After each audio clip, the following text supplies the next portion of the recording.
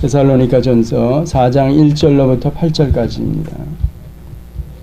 종말로 형제들아 우리가 주 예수 안에서 너희에게 구하고 권면하노니 너희가 마땅히 어떻게 행하며 하나님께 기쁘시게 할 것을 우리에게 받았으니 곧 너희 행하는 바라 더욱 많이 힘쓰라. 우리가 주 예수로 말미암아 너희에게 무슨 명령으로 준 것을 너희가 아느니라. 하나님의 뜻은 이것이니 너희의 거룩함이라. 곧 음란을 버리고 각각 거룩함과 존귀함으로 자기의 안에 취할 줄을 알고 하나님을 모르는 이방인과 같이 세욕을 좇지 말고 이 일의 분수를 넘어서 형제를 해하지 말라. 이는 우리가 너희에게 미리 말하고 증거한 것과 같이 이 모든 일에 주께서 신원하여 주심이니라. 하나님이 우리를 부르심은 부정케 하심이 아니요 거룩케 하심이니 그러므로 저버리는 자는 사람을 저버림이 아니요 너희에게 그의 성령을 주신 하나님을 저버림이니라. 아멘.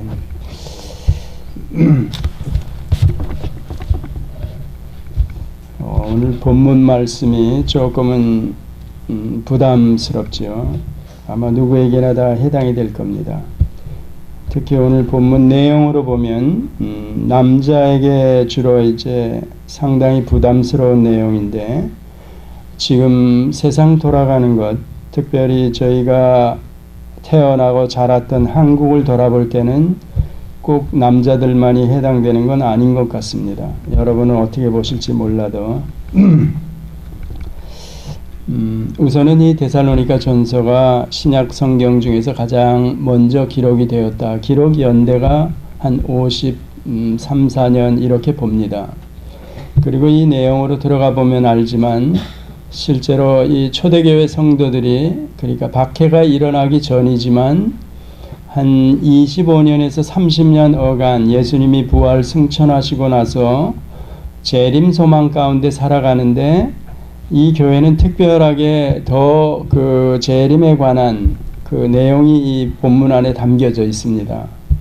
그런데 이제 오늘 같은 본문이나 또 주님의 재림을 기다리면서 어떻게 신앙생활을 해야 되는가, 이런 얘기들을 하면서 우리가 앞서 돌아본 대로 데살로니가 교회라는 그 교회 자체가 사도행전을 돌아보면서 저희들이 알지 않았습니까? 바울은 한 3주 회당에서 가르친 것 외에는 실제로 많은 내용을 가르치거나 전하지 않았는데도 불구하고 이들이 상당히 본받을 만한 그런 신앙, 그런 모습을 보이고 있었습니다. 자, 그리고 넘어와 가지고 이제 오늘 4절을 들어가면서 갑자기 조금은 그 앞전까지 저희들이 돌아본 거로 보면 상당히 모범이 되는, 바울이 놀랄 정도로 그런 신앙의 수준, 어떤 상태를 유지하고 있는데 이런 본문이 나오는 게 상당히 조금은 어색합니다. 또 어색하다기보다는 그렇다면 이들에게서 이게 상당히 부담이 되는 겁니다. 실제로는. 그래서 이 교훈은 데살로니가 교회 어떤 지역에 뿐만이 아니고 당시의 초대교회 성도들을 향해서, 또 오늘 그때 거기 그들에게 주어졌던 이 하나님의 말씀은 오늘 여기 우리에게도 같은 의미로 와야 되기 때문에 아마 이렇게 기록이 되지 않았나. 그리고 또 한 가지 저희들이 기억할 것은, 점점 이때 당시 2000년이고 우리는 2000년 전이고 우리는 지금 2000년 후인데도 지금도 종말을, 또 주님이 오신 날을 기다리면서 신앙생활하고 있는데 이때에도 그랬나 이랬을 때 예, 그렇다는 겁니다. 그러면 저희가 그 앞서 구약 성경을 돌아보면서 보면 어떻든 종말이 임박해 가지고는 세상이 어떻게 돌아가고 있는가, 또 그런 영향이 교회 안에까지 이렇게 영향을 끼치고 있지 않나 하고 저희들이 돌아볼 수가 있습니다. 상당히 무서운 거죠. 그 중에 우리의 신앙을 이렇게 송두리째 뺏어가기 쉬운 게 가장 사탄이 뭐라 그럴까요? 아주 그냥 강력한 무기로, 아주 이건 확신을 하면서 들이밀면서 우리를 쓰러뜨리려는 그 어떤 무기가 바로 이 음란 혹은 음행, 이렇게 되는 겁니다. 그러니까 부도덕한 성생활 이런 거로 가는 겁니다.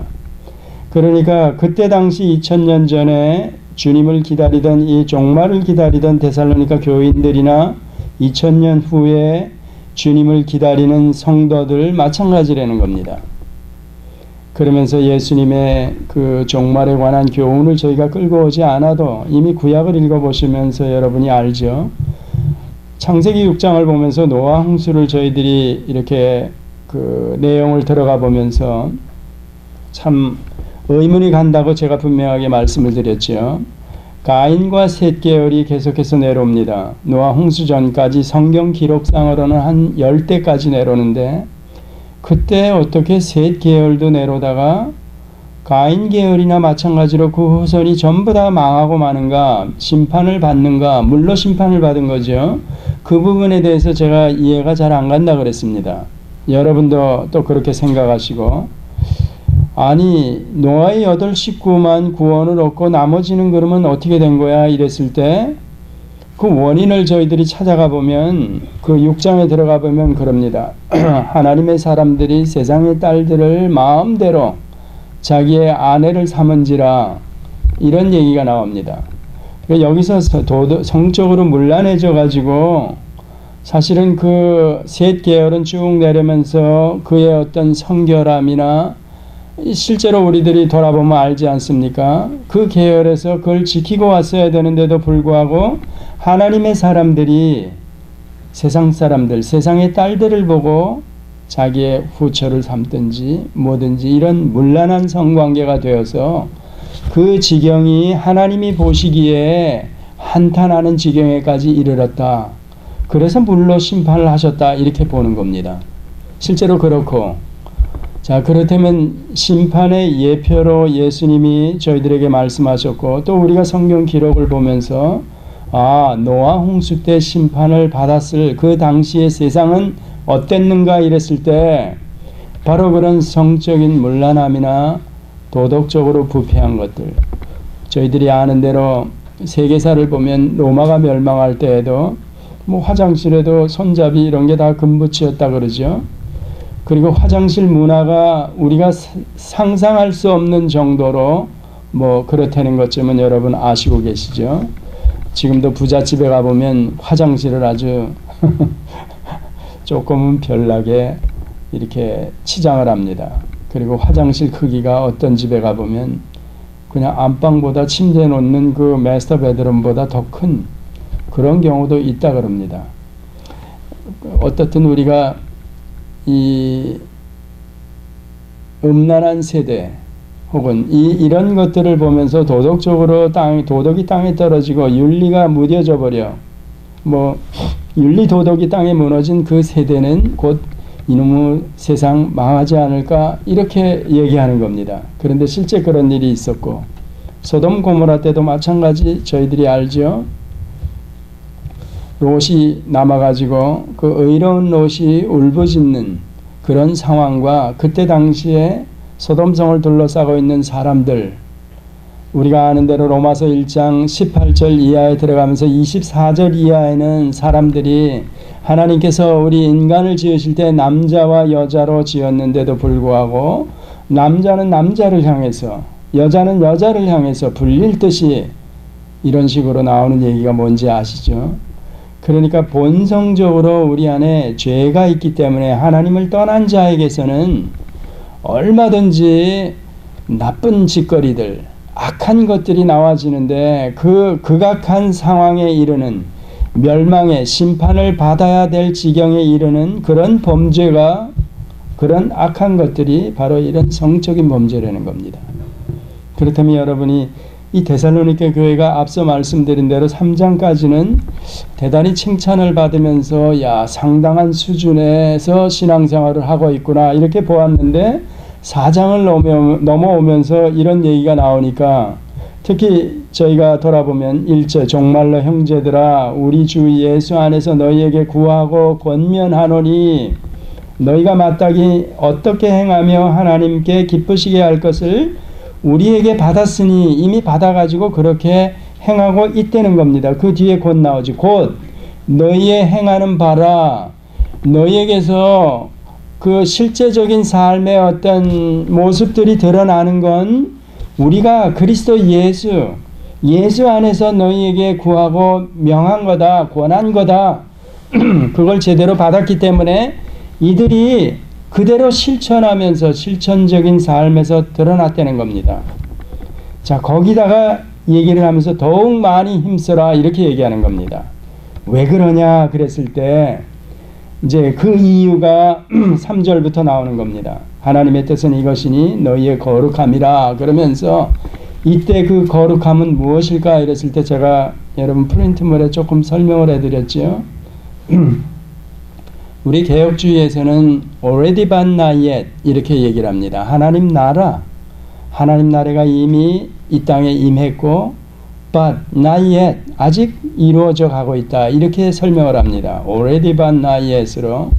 그러면 한 개인의 신앙의 상태도 우리가 여러분이나 제가 구원을 얻었다 하고 과거적으로 표현할 수가 있습니다. 그때는 제 신분이 이미 이신칭의로 만약에 설명을 한다면 하나님을 아버지라 부르기 때문에 제가 의인의 신분이 되었기 때문에 새벽기도 지난주에 새벽기도 시간으로 얘기하면 justification 그리스도께서 율법 아래 태어나셔가지고 율법을 다 지켜서 성부 하나님으로부터 얻은 그 의를 우리에게 아무 공짜로 거저 그냥 선물로 우리에게 테텔레스타인 넘겨주셨다는 겁니다. 그래서 우리가 그리스도의 의를 힘입어 덧입어서 우리가 하나님으로부터 의롭다함을 얻은 자가 되었다.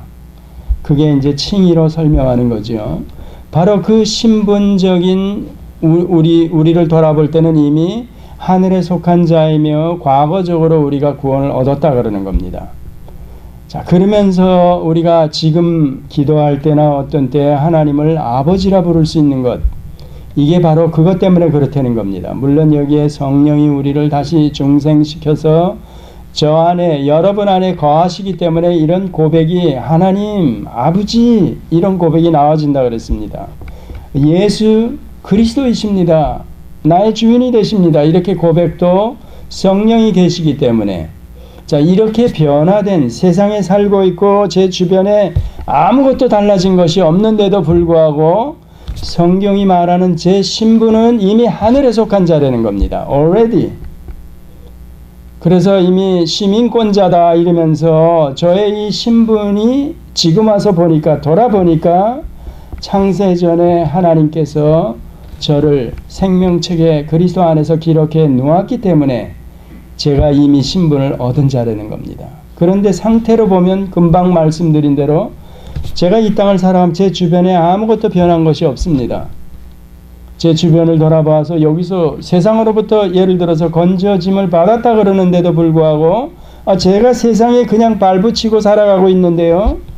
그러면 성경이 말하는 세상은 어디를 가리키는 겁니까? 이런 의문도 들 수가 있는 거죠. 그런데 우리는 이런 의미를 알지 않습니까?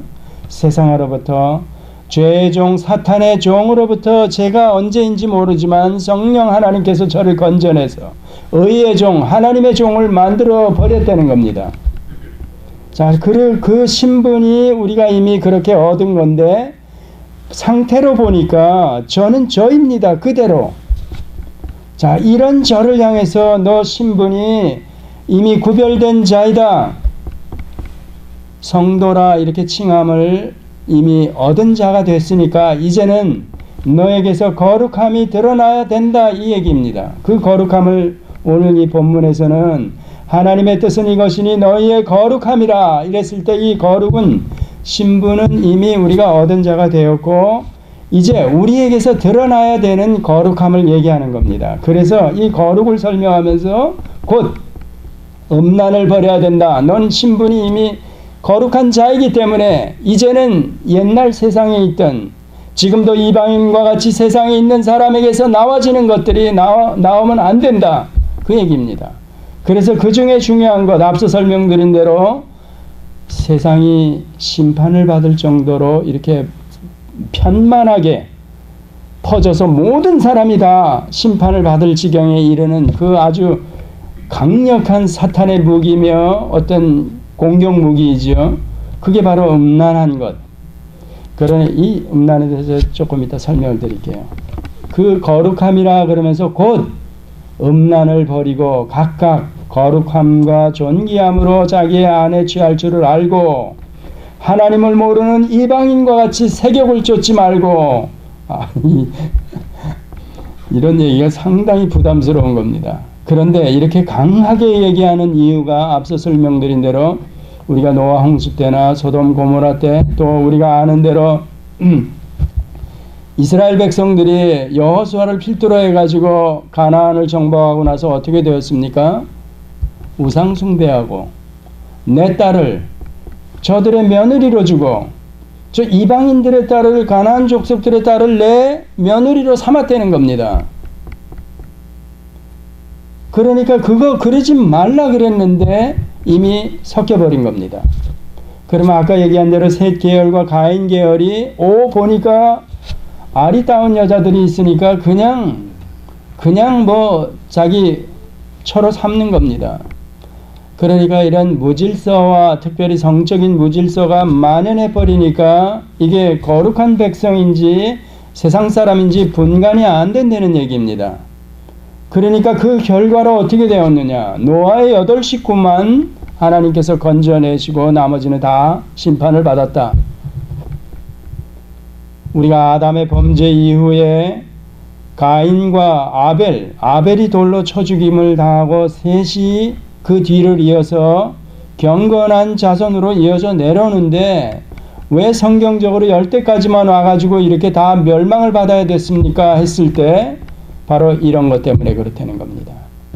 그렇다면 그 교훈을 가지고 오늘 보면 자, 너희가 정말 사도 바울이 칭찬한 대로 3주 동안에 걸쳐서 짧은 시간에 뭐 제대로 가르쳤겠냐. 지난번에 말씀을 드렸지만 예수가 그리스도이시다. 이것 가지고 제 생각에는 아마 3주 동안 가르쳤을 겁니다. 구약을 배경으로 해가지고 메시아다 하는 것. 나머지는 그 부잣집 사람 야손에 의해서 아마 따로 이렇게 교육을 받든지 순회 전도자를 통해서 교육을 받았을 겁니다. 근데 사도 바울도 놀랄 정도의 수준에 있는 그 데살로니가 교회를 향해서 4절로 들어오면서 종말로 하면서 자 이제 내가 마지막으로 권하노니 너희 믿음 아까 우리가 1절을 돌아보면서도 보았지요. 마땅히 너희가 어떻게 행하며 너희가 이미 그렇게 행하고 있다. 그 더욱 힘써라 그러면서 이 얘기를 꺼내는 겁니다. 곧 음란을 피하고 자 달리는 말에 그냥 채찍을 더하는 겁니다. 야, 거룩한 백성이 되었다. 자 이제 거룩을 향해서 내가 달려가야 된다. 그런데 구체적으로 가장 그 중에 위험한 것, 너의 어떤 신분을 또 이렇게 망가뜨리려는 혹은 하나님과 관계를 깨트려버리려는 가장 강력한 무기가 바로 음란이다, 음행이다, 불륜이다, 뭐 성도독이다, 뭐 별걸 다 이런 쪽으로 다 끌고 들어오는 겁니다. 그러면서 이걸 버리려는 겁니다. 완전히 버리래. 음란. 여기서 설명을 하면 그냥 여러분이 상식적으로 이해하는 대로 괜찮습니다. 뭐 음란, 음행, 행음, 간음 뭐 여러 가지 여기와 연결되는 그런 단어들이 많이 있지만 실제로 오늘 본문에 나오는 음란을 하나만 가지고 얘기하면 이것은 실제로 내가 생각하는 것, 또 내가 마음속에 가지고 있는 것, 밖으로는 잘 드러나 보이지 않는 겁니다. 저나 여러분이 이런 음란한 생각을, 음란한 마음을 어느 한 구석에 가지고 있을 수 있습니다. 예, 그렇습니다. 제가 아까 이 본문 들어가기 전에 하나 빠진 게 뭐냐면 우리가 실제로 구원 얻었지만 하나님께서 우리의 신분에 성령이 오셨는데도 한편으로 옛날 본성을 그대로 가지고 있는 겁니다. 이게 사실은 어떻게 보면 미스테리입니다. 물론 개인에 따라서 정리가 된 사람이 있고 그렇지 않은 사람이 있습니다. 그런데 하나님께서는 우리의 본성을 그대로 남겨두시고 성령이 와 계신다. 이것부터가 조금만 여러분들이 성경을 보면 아니 본성 하나님이 거룩하신 성령 하나님이 영으로 오셨다 그러면 거룩하신 분인데 그분이 어떻게 본성적으로 이거 죄악된 본성과 공존을 해 내 몸 안에서 이런 의무를 가질 수가 있는 겁니다. 그런데 어떻든 anyway 본성을 남겨두었는데 이 본성이 자꾸만 이 우리의 그 새로운 새 생명 이걸 건드립니다. 자라지 못하게 하는 겁니다. 뭐 로마서의 7장으로 바울의 어떤 그런 고백을 우리가 끌고 와도 되고 개인적으로 그 7장 하반절을 어떻게 해석하는지 그 부분을 여러분들이 상관이 없습니다. 과거의 사도 바울의 자기의 형편을 고백하는 거라 그래도 되고 구원 얻은 이후에 자기가 이 거룩함을 쫓으면서 살아가려는데 사도인데도 불구하고 자꾸만 본성이 자기를 찔러오는 겁니다. 이렇게 해석을 해도 괜찮습니다. 그렇지만 저는 이제 후자 쪽으로 해석을 합니다. 후자 쪽으로. 그렇게 보면 본성과 이 성령, 즉 거룩하신 영이 함께 공존을 하는데 이걸 하나님께서 왜 허락하셨느냐 이랬을 때 결국은 하나님께서 우리의 유익을 위해서 이 본성을 그대로 놔두셨다. 물론 이게 우리가 종말을 맞을 때, 개인적인 종말을 맞을 때는 여기서 이 땅 뭐 육신의 장막을 다 이제 헐고 우리가 주님이 오시기 전이라면 제가 잠자는 자리로 가는 거죠. 세상 사람들이 볼 때는 죽는다 그러는데 우리는 그걸 오늘 데살로니가 후서에 여기에 나옵니다. 이제 뒤에 잠잔다 그러는 겁니다. 그래 성도들이 죽었을 때 세상을 떠났을 때 잠잔다 그런 표현이 성경적으로 옳은 겁니다. 죽었다. 그거는 더 이상 죽음은 왜냐하면 죄값으로 사망이 들어왔어. 사망 즉 죽음이 들어왔어. 그렇지 않습니까? 아담이 하나님을 떠났기 때문에 죽음이라는 게 찾아온 겁니다. 하나님을 떠난 그 어떤 대가로 벌로 찾아온 겁니다. 그래서 사람이 왜 죽어? 처음부터 하나님께서 죽게 만들었어? No. 아닙니다. 하나님을 떠나지 않았으면 아담은 죽음을 몰랐던 사람입니다. 그리고 죄와 상관이 없는데 죄값으로 죽음이 들어왔다 그러는데 그게 말이 안 되는 거죠. 그런데 또 마지막 아담이신 예수님은 오셔가지고 우리의 죄 문제를 해결해 주셨다. 죄값을. 그러면 우리가 죄 문제가 우리 대신 예수님께서 죽어주셨기 때문에 죄값이 해결됐다. 그러면 죄값으로 들어와 있는 사망은 어떻게 되는가? 3일 만에 부활하심으로 이것도 해결해 주셨다. 여러분 이걸 믿습니까? 아멘. 내가 죄인이었었고 내가 죄 때문에 한 인생을 살다 나는 만약에 예수를 믿지 않으면 그냥 죽어. 그런데 내가 예수를 믿는 자가 되었어. 아까 식으로 얘기하면 성령이 어느 날 저를 찾아오셔가지고 저를 살려냈어. 죄 문제를 예수님이 대신 죽어줬어. 너무나도 은혜가 고마워. 십자가의 은혜가 정말 고마운 것을 우리가 안되면 죄 문제가 해결이 됐구나. 더군다나 예수님께서 3일 만에 부활하지 않았으면 우리 죄를 위해서 죽었다 그러는데 나중에 보니까 예수님도 인간 예수로 와가지고 그냥 자기 죄값으로 죽어버린 거야. 지금도 부활을 부인하는 사람들은 이렇게 설명합니다. 그래서 고상한 인격자, 선생 이렇게 끌고 가는 겁니다. 그래서 부활을 부인하면 우리 신앙이 믿음이 말짱 헛거리는 게 바로 그 설명입니다. 사도 바울이 설명하는 게. 그러니까 3일 만에 부활하시면 왜 3일 만에 부활했다 그랬죠? 지난번에 만약에 하루 만에 부활했다 그러면 지금 같은 과학 만능 시대에 사람들이 의심하지 않습니까? 3일이 지나서 썩어서 완전히 썩어서. 왜 지금도 어떤 사람들은 뭐 영안실에서 하루가 있다가 뭐 일어났다. 또 뭐 그 장례 차 타고 가는데 뭐 관에서 두드리는 소리가 나서 보니까 죽은 게 아니고 살아났다 이러고 별소리 다 하지 않습니까? 그러니까 예수님도 3일 만에 부활하셨다 그랬을 때는 인간이나 우리 어떤 의학, 과학의 모든 것을 들고 와가지고도 변명할 수 없는 그 3일 만에 3일이라는 기간 동안에 장사 지내서 무덤 가운데 계시다가 일어나셨다는 겁니다. 하나님이 일으키셔가지고 살아나셨다는 얘기죠. 완전히 썩었다가.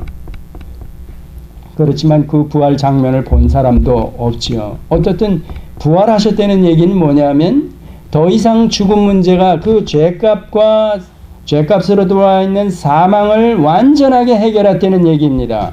십자가 부활 사건이. 그렇다면 여러분이 지금 산 인생을 살다 죽어? 그래서 죽는 게 아니라고 그래야 맞는 거고, 그 다음에 잠자는 거라 맞다는 얘기입니다. 그리고 나서 오늘 아까 신분으로 설명드린 대로 예수님이 율법 아래 태어나셔가지고 율법을 다 지켜서 우리 의롭다는 신분을 얻게 해 주셨기 때문에 거룩한 자라는 겁니다. 거룩한 백성, 구별된 백성이라는 겁니다. 여러분이 이걸 인정하거나 안 하건 여러분이 만약에 예수를 진심으로 믿어 그리스도야 나의 주인이 되셔 이렇게 고백을 한다면 여러분 안에 성령이 계시는 겁니다. 그러면 이런 사람에게는 이미 신분이 하늘에 속한 자의 신분이 되었다는 얘기입니다. 이렇게 된 사람에게서는 곧 음란을 버리고 본성 때문에 제가 꿈틀거리고 남아있을 수 있습니다. 또 저는 안 그러려고 애쓰고 막 살아가는데도 불구하고 뭐 잘못해서 스마트폰이나 인터넷 온갖 것들이 문명의 이기들이 지금은 사탄이 이용하는 도구가 되어 있는 겁니다. 좋은 의미에서 제가 뭐 검색 온 세상을 헤집고 다닐 수 있는 그 인터넷 안에 들어가서 검색을 하는데도 불구하고 온갖 악한 것들이 그냥 떠다니는 겁니다. 여러분 이메일이나 이런데 그 정크 메일 같은 것들이 어떻게 들어옵니까? 그러면 그런 모든 것들이 이렇게 만연해 있는 퍼져 있는 이런 때에 성결하게 거룩함을 이루어가면서 산다는 게 얼마나 힘든 겁니까? 그러니까 이게 진정으로 내가 하나님의 백성이며 종말을 고대하면서 사는가? 자, 이 가장 무서운 사탄의 무기인 음란을 버리라는 얘기입니다. 이건 우리가 실제적인 행동에 옮기지 않았어도 서로 간에 모르는 겁니다. 여러분이 제 마음 안에 제가 무슨 생각을 하고 있는지 무슨 마음을 품고 있는지 여러분 아는 사람 하나도 없지 않습니까? 저도 여러분 모르고 하나님은 아십니다. 그런데 이게 본성 때문에 가능하다는 얘기입니다. 솔직히 얘기하면 그렇다는 얘기입니다. 제가 무슨 이게 뭐 팔푼이가 아니고 제가 정신병자가 아닌 다음에야 뭐 아름다운 여자를 보고 뭐 돌덩이 같네 이렇게 얘기할 수가 있습니까? 없지요. 그렇다면 이 모든 상황이 아까 얘기한 대로 노아 홍수 심판 때 세상이 그렇게 갔다 그러면 지금도 다시 오시마 약속하신 주님이 오실 때 세상은 어떻게 돌아갈까? 이랬을 때 사탄이 자기 때가 얼마 남지 않았으니까 우는 사자와 같이 여러분 한 사람이 저에게도 마찬가지로 이런 공격을 하고 이런 나쁜 생각을 저에게 기회만 있으면 틈새가 조금만이라도 벌어져 있으면 집어넣어 버린다는 겁니다. 아니면 저에게 기억나게 해버리고 옛날 과거가 그러면 여지없이 거기에 매여서 제가 잘못을 해가지고 습관적으로 제가 지난번에도 몇 차례 얘기했죠. 바늘 도둑이 소도둑이 된다. 이것은 습관적으로 계속되는 겁니다. 그렇지만 성령을 모시고 있는 우리들은 이런 공격의 무방비 상태이지만 그래도 내 안에 성령이 계시기 때문에 이게 침범을 해도 제가 슬립다운을 해도 습관적이냐 아니냐 보면 안 되는 겁니다. 그리고 그렇게 갈 수가 없다는 겁니다. 성령을 모시고 있는 자가 계속 반복해서 제가 나쁜 길로 가 안 된다는 얘기입니다. 그래서 여기서도 똑같이 생명의 원리가 우리에게 적용이 되는 겁니다. 새 생명의 씨앗이 뿌려진 사람은 반드시 자라나야 되고 새싹이 터서 대궁이도 굵어져야 되고 결국은 꽃을 피우고 열매를 맺는다는 얘기입니다. 그런 자라나는 그런 과정이 분명히 있는데 이런 저희들을 향해서 이렇게 공격을 하는데 그 중에 가장 큰 게 바로 이런 거라는 겁니다. 제가 이 본문을 읽으면서 창세기 여러분이 그래서 창세기가 중요한 거를 아셔야 되는데 각각 거룩함과 존귀함으로 자기 안에 취할 줄을 알고 베드로전서 후반에 가보면 더 그러죠. 베드로전과 생명의 유업을 함께 받을 자로 귀히 여기라 이런 얘기도 나오죠. 자, 이 창세기 저희 밑에 제가 조금 설명을 했죠. 창세기 2장 18절부터 25절은 여러분들이 잘 거기에 따로 또 배워야 됩니다.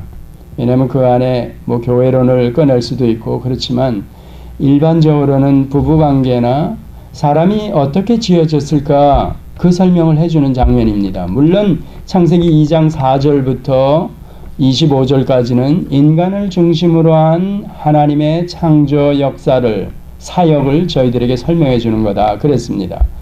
창세기 1장 1절부터 2장 3절까지는 온 지구를 중심으로 한 뭐 우주 혹은 태양계 우주 뭐 넓디 넓은 만유를 저희들에게 설명해 주는 거다. 뭐 이렇게 보아도 된다 그랬습니다. 그러니까 2장 하반절에 내려오면서 여자가 어떻게 지어졌는가. 우리 같은 이조 시대에 살았던 사람들은 여자를 그냥 하인 취급했죠. 앞에 식사도 같이 못하고 그랬었죠. 말도 안 되는 거죠. 근데 지금 그리스도인이 된 이후에는 어떻게 해야 되는가 이랬을 때 제가 지난번에 설명을 했죠. 돕는 배필. 아담이 독초하는 것이 안 좋아서 이제 돕는 배필을 지었다 그랬을 때 그 돕는 배필의 의미가 뭐라 그랬죠? 상응하는 자라 그랬습니다. 그러니까 인격자로 지어줬기 때문에 제가 말을 하고 제가 무슨 마음을 먹고 있으면 이걸 알아차리고 반응을 할 수 있는 자로 지었다. 그러는데 이 돕는 배필에 대한 그 해석이 상응하는 자인데도 불구하고 거기다가 컴포터 그러면서 더 우리 남자보다 사실은 실제적으로는 더 수준이 높은 뭐 억지로 제가 설명을 하면 그렇다는 얘기죠. 마음이 더 바다와 같이 넓은 여자들을 표현할 때 그렇게 한 겁니다. 자, 그 설명을 제가 보완하기 위해서 지난번에 한번 잠언 31장을 끌고 들어갔었던가 그랬죠. 현숙한 여인으로 설명하는 여자. 그 현숙한 여인이라는 남편이 저 성문 오기에 나가서 뭐 이러는데 그걸 도와주고 밤새워서 밤늦게까지 물레를 돌리고 하인들을 이렇게 다스리고 이런 거 다 한다는 겁니다. 그런데도 불구하고 남자가 이 여자를 이런 식으로 취급하면 자, 존귀함으로 자기 아내 취할 줄을 알고 만약에 그렇게 안 한다면 큰일 난다는 얘기입니다. 그래서 이런 본문은 그리스도인들에게 창세기와 연결해 가지고 정말 잘 가르쳐 줘야 됩니다. 제가 밑에도 설명을 했지만 창세기를 보고 나니까 뭡니까? 돕는 배필을 지어서 결혼 제도가 범죄 이전에 이미 있은 겁니다. 그래가지고 아담과 하와가 만나서 결혼을 해. 그래가지고 부부 관계가 돼. 둘이 한 몸이 되었다. 벌거벗었으나 부끄러워하지 않는 관계가 되었다. 그러고 나니까 그 한 몸이 된 그 관계를 가정이라고 또 얘기하는 겁니다. 이 가정은 곧 교회로 설명을 하죠. 그러면서 그 교회 가정이 됐는데 거기서 자녀가 양육, 생육하고 번성하고 땅에 충만하라. 자녀가 생산이 되는 겁니다. 그래서 이 자녀를 키우면서 한 20년 어간 뭐 이거 주거니 받거니 하면서 이거 들벗기면서 키우고 나니까 이제 아 사람이란 이런 건가 하면서 우리가 하나님이 누구신지를 알아간다 그랬죠. 그러고 나니까 크니까 자녀들 마찬가지. 거기서 아담은 부모를 떠나 또 다른 짝을 만나 가정을 이루고 결혼을 해서 부부가 돼서 가정을 이루고 또 그래. 이게 하나님이 정해놓은 창조 질서와 법칙이며 하나님의 어떤 계획 가운데 있는 겁니다. 근데 이 가정 중심으로 부부 간의 관계 일처를 얘기하는 거죠. 굉장히 물론 우리가 성경적으로 여기 등장하는 인물들이 뭐 부인이 몇이고 뭐 이런 얘기 많이 나오지만 또 창세기를 잘 보면 이 친족 간에 이런 결혼해 가지고 뭐 인류가 많이 확장을 했다 이렇게도 설명을 하는데 그걸 보면 하여튼 anyway 그 여자를 보면 어떻게 해야 되는가 이런 문제가 나옵니다. 십계명에 보면 7계라는 것을 저희가 설명을 했죠. 이미 간음하지 말라 이랬을 때는 일반적으로 우리들이 그래 나 안 하면 돼. 실제적으로 행하는 행음 내가 실제적으로 간음을 안 하면 내가 이 말씀을 지키는 거야. 이렇게 만약에 생각을 한다면 이게 잘못됐다는 얘기죠. 안 하면 돼. 이스라엘 백성들이 율법을 가지고 그런 식으로 피상적으로 내가 겉으로 드러나지만 않으면 됐지 하면서 고르반 이렇게까지도 심하게는 부모를 부양을 안 하면서 그런 얘기 했다 그랬지 않았습니까? 그러니까 여기서 보면 나 그렇게 실제적으로 안 했으면 되는 거 아니야? 이러면 지킨 거 아니야? 그건 소극적으로 얘기하는 건데 우리 성경에서 얘기하는 것은 실제로 간음하지 말라 이랬을 때는 아까 얘기하는 음란한 생각이나 마음가짐, 아무도 모르는, 누가 들여다볼 수 없는 그런 본성 때문에든지 뭐 바깥에서 유혹을 받아서든지 뭐 내 마음이 순간적으로 빼앗겨서든지 그런 마음이 있는데 아무도 모르는 거죠. 그런데 어떻게 제가 간음을 하지 않고 그걸로 정당화할 수 있는가? 아니죠. 그래서 이런 것까지 다 이기려면 저나 여러분이 바빠야 되는 겁니다.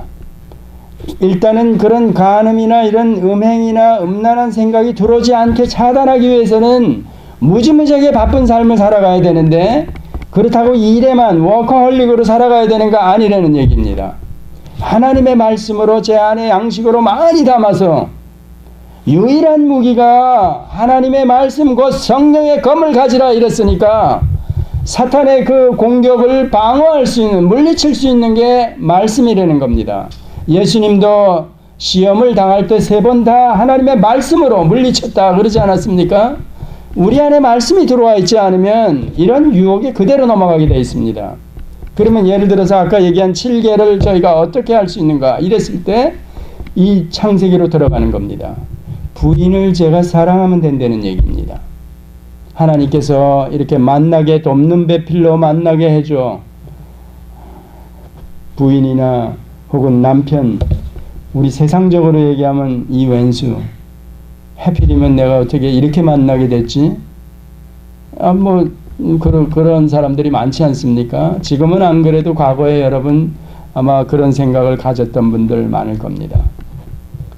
그런데 가만히 보면 그렇게 만나게 해가지고도 오늘 제가 여러분이 만약에 성도라는 신분을 가지고 있다 그러면 하나님의 어떤 깊은 뜻이 있어서 그렇게 만나게 해주신 겁니다. 더군다나 나중에라도 이 창세기를 알고 나니까 우리의 만남이 이게 우연이 아닌 겁니다. 왜냐하면 우리 한 사람의 구원, 저나 여러분 한 사람의 구원도 세상이 지어지기 전에 그리스도 안에서 제 이름이, 여러분의 이름이 생명책에 기록되어져 있다 그러면 왜 지금 이때 태어나서 이 여편네를, 이 남편을, 이런 사람을 만났어? 우연으로 설명할 수 있습니까, 여러분이? 여러분 안에 성령이 계시면, 예수를 믿는 사람이라면 그럴 수 없죠. 필연이죠. 그러면 필연적인 만남을 통해서 부부간의 관계를 맺어주시고 가정을 이루게 하시고 또 자손을 낳게 하시고 그건 하나님의 계획 안에서 그렇게 이어져 내려온다는 겁니다. 자, 이런 것들을 알고 나면 우리가 7계를, 그러니까 성경을 알고 나면, 즉 쉽게 얘기하면 7계를 저희가 지킬 수 있다는 겁니다. 피상적으로 제가 간음을 안 하면 됐지 이 정도가 아니라 이렇게 짝을 필연적으로 맺어주신 그 짝을 제가 옛날에 젊었을 때는 이놈은 왼수하던 서로 간에 이르던 부부싸움을 하던 이런 당사자를 하나님께서 필연에 의해서 만나게 해서 또 이런 자식을 낳게 해주셨구나, 그렇게 생각하는 겁니다. 그렇다면 간음 그래도 위험하니까 우리가 이런 말씀으로 계속해서 무장하는 겁니다. 그래서 교회에서 실제적으로는 하나님의 말씀을 배우는 일에 또 이 배운 거 그대로 실천하는 일에 굉장히 바빠야 되는 겁니다. 나보다도 어려운 사람, 또 복음을 미처 못 들은 사람들에게 이런 것들을 전해야 되지 않습니까? 오늘 보니까 세상 사람들, 하나님을 모르는 이방인들은 무엇을 하고 있는가? 세격을 쫓고 있다 그러는 겁니다. 저렇게 세상 천지에 널려져 있는 우리 이 한국을 보면서 뭐라 그럽니까? 제가 이 자리니까 여기 다른 사람이 없으니까 얘기하죠. 인터넷이나 신문지상을 통해 보면 저희가 미국에 살고 있지만 여기에 원정대가 와가지고 사건이 터지면 반드시 한국 사람이 들어가 있어. 이건 말이 안 되는 거죠. 그러니까 이런 문란한 세대, 그 도덕적으로 완전히 땅에 떨어져 있는 이런 나라가 이게 건강하게 갈 수가 있을까? 이런 측면으로, 이 부분적인 측면이지만 이런 쪽으로 가보면 아까 얘기한 노아 심판 때나 소돔 고모라 때, 또 로마서에서 얘기하는 우리 하나님을 떠난 자들, 죄인들의 모습이 어떤가 했을 때 그런 형태로 지금 대한민국이 그냥 확 퍼져 있어. 그러면 어떻게든 우리가 불바다가 되는지 아무도 장담 못하는 거죠. 이 안에 있는 하나님의 백성을 하나님께서 어떻게 하실까? 진짜 진실한 바로 신분으로 얻은 그 하나님의 백성들을 하나님께서 어떻게 하실까? 그 사람들 때문에 유예를 시킬까? 잘 모르는 겁니다. 그렇지만 성경적으로 보면 우리가 심은 대로 그대로 거두기 때문에 우리 그리스도인들이 교회 안에서 만약에 이런 음란한 이런 게 벌어진다, 심판받아 마땅한 거지요. 하나님은 유야무야 하면서 이걸 넘어가시는 분이 절대 아니라 그랬죠. 티끌만한 죄라도 하나님의 속성상, 하나님의 justify, 공의로 볼 때는 이건 반드시 벌을 받아야 되는 겁니다. 심판을 받아야 된다는 겁니다. 그러면 대한민국 교회가 지금 어떤가 이랬을 때, 오늘 본문은 이게 제가 참 이게 어려운 겁니다. 6절에 이 일의 분수를 넘어서 형제를 해하지 말라. 누구 보고 형제라 그러는 겁니까? 이게 교회 안에 주는 교훈들입니다. 그러면 데살로니가 교회 안에 모여있는 이 성도들을 향해서, 야, 너 분수를 넘어서 네가 어떻다고, 네가 목사라고 함부로 여인을 성도를 대할 때 이러지 마, 이런 얘기입니다. 자매에게 하듯 하고 부모에게 하듯 하고 이렇게 다른 교훈으로 나오죠. 근데 그거를 분수를 넘어가지고 아리따우니까 무서운 겁니다. 그러면서 여기 형제를 해하지 말라, 자매를 해하지 말라, 같이 여러분이 이해해도 됩니다. 제가 처음 얘기했죠. 그러면 이는 우리가 너희에게 미리 말하고 증거한 것 같이 이 모든 일에 주께서 신원하여 주심이라. 예를 들어서 목사인 제가 어느 아리따운 성도를 몰래 만나서 스캔들을 일으켰어, 불륜을 저질렀어. 그러면 그 기혼 가정이면 제가 그 가정을 아까 얘기한 대로 창세기에 나오는 결혼, 부부, 가정을 이루게 하고 자식을 갖게 한 이 가정, 하나님의 창조 질서를 파괴해버린 겁니다. 하나님의 명령을 제가 들었다면 무시해버린 겁니다. 만홀히 여겨버린 겁니다. 무서운 죄죠. 그런 거 얘기하는 겁니다, 지금. 그렇다면 그 가정의 당사자가 누군지, 피해자가 누군지, 그의 신원하는 소리를 반드시 듣는다는 얘기입니다. 반드시 응답해 준다는 얘기입니다. 무서운 거죠. 그러면 이게 비단 목사뿐만이겠습니까? 온 성도들 마찬가지죠. 우리가 신분적으로 하나님의 자녀가 되었다 그러는 저를 향해서, 여러분을 향해서 하는 겁니다. 그러니까 이렇게 안 하려면 우리가 얼마만큼 애써야 되는가. 죽도록 제가 이런 폐역한 세대, 이렇게 음란한 세대에 정신 차리고 제가 신앙생활을 해 나가야 되는 겁니다. 힘들지요. 저도 지난번에 한국에 가니까 그 전에 90년 초반에 갔을 때도, 자, 이게 딸내미가 그 나이 정도가 돼 가는데 그런 얘기 하는 겁니다. 그냥 떳떳하게 얘기하는 겁니다. 예수를 안 믿으니까 그럴 수는 있다 그러지만, 그런 사회가 점점 암처럼 퍼져가지고 온 사회 전체가 만약에 그런 얘기가 들린다 그러면, 그게 교회 안에까지, 오늘 본문으로 얘기하면 세상은 그래도 교회는 안 그래야 된다는 얘기를 하면서 실제로는 이렇게까지 얘기할 수가, 수위를 높게, 너 분수를 넘어서 형제를 해야지 마. 하나님께서 저들의 피해자의 어떤 탄식 소리를 신원해 주실 거야, 들어주실 거야, 이런 얘기입니다. 그러면서 하나님이 우리를 부르심은 부정케 하심이 아니요 거룩케 하심이니, 이렇게 얘기하죠.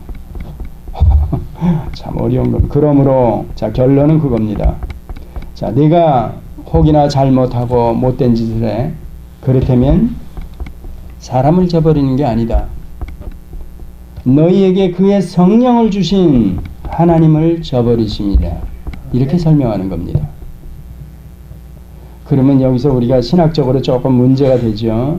성령을 주셔서 성령을 받은 사람인데도 불구하고 이런 짓을 할 수가 있을까? 이런 죄악을 범할 수가 있을까? 그건 아무도 모릅니다. 아무도 모릅니다. 우리가 자기 나름대로 합리화를 시키려면 과거 이스라엘 다윗 왕도 끌고 올 수 있고 아브라함 누구든지 다 끌고 올 수 있습니다. 예, 그렇습니다. 그런데 이런 것들이 아까 얘기한 대로 습관적으로 계속이 되느냐 안 되느냐 그건 자신만이 아는 겁니다. 그래서 이런 것들을 이 본문을 오늘 저희들이 보면서 이게 사실은 무지무지하게 부담이 되고 어려운 얘기인데 이걸 여러분들이 그냥 팽개치면 안 된다는 얘기입니다. 그러니까 이 본문 같은 것은 결론적으로 뭐냐면 이 가정이나 부부관계가 얼마나 놀라운가 그런 것들을 잘 이해해야 되고 이 가정을 헐으려고 그러는 것들 또 이 패역한 세대의 그런 성적인 어떤 이런 것으로 저희들을 유혹해서 떨어뜨리려는 것들 이런 것들을 막으려면 우리가 어떻게 해야 되는가? 결국 아까 설명드린 대로 하나님의 말씀을 이런 권면의 말씀을 가지고 더욱 많이 힘써라 이런 것과 같이 정말 이 땅이 무언가 우리 잠시 잠깐뿐인 인생이 이게 무언가 근본적으로 이런 것들을 잘 돌아보아서 기초를 잘 가지고 계셔야 합니다. 그리고 결론은 저도 지나보니까 여러분도 지나보니까 우리가 가야 될 본향은 결국은 그 나라구나. 이 땅은 무언가 이 땅에서 사는 삶이 무언가 하는 것들 이런 것들을 이미 정리가 끝내고 있어야 이런 유혹에 넘어가지 않을 수 있다는 얘기입니다. 그리고 계속해서 그런 유혹이 되고 나쁜 것 죄악에 관계되는 모든 것들은 우리가 과감하게 잘라버려야 된다는 겁니다.